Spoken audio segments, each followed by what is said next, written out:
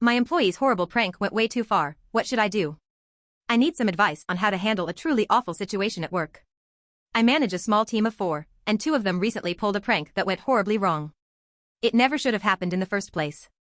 These 2 individuals convinced another team member that she was under arrest for stealing $50,000. They even had one of their wives pretend to be a police officer. The poor woman was so distraught that she vomited from crying. She insisted she was innocent and even begged to call someone to care for her sick mother while she was supposedly in custody. It was only then that they revealed it was all a joke. She hasn't returned to work since and ignores all calls and letters. I am absolutely furious. Their actions were completely unacceptable, and I would have stopped them if I had known what they were planning. Unfortunately, I don't have the authority to fire them, which is incredibly frustrating. I can't understand what they were thinking. They claim it was meant to be funny, not malicious. Before this incident, there were no signs of trouble, and everyone seemed to get along. The woman they targeted has only been with us for a few months and is fresh out of college, while the other 3 have been here for 6 to 9 years, and on this team for 5. To clarify some details, all 3 individuals involved are women, and they are peers with the same job title. The pranksters are both in their late 20s, and the victim is in her mid-30s.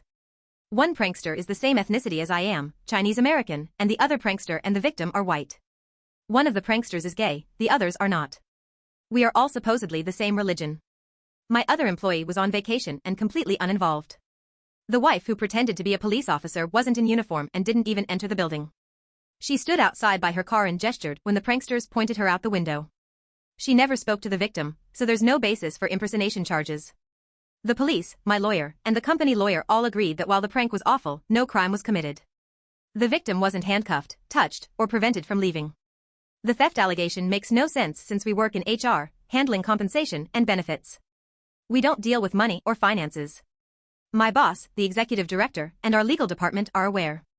Multiple attempts to contact the victim have failed, voicemails and letters were unanswered and returned. Her LinkedIn profile shows a new job at another company, without mentioning our company. The company lawyer advised us to stop contacting her.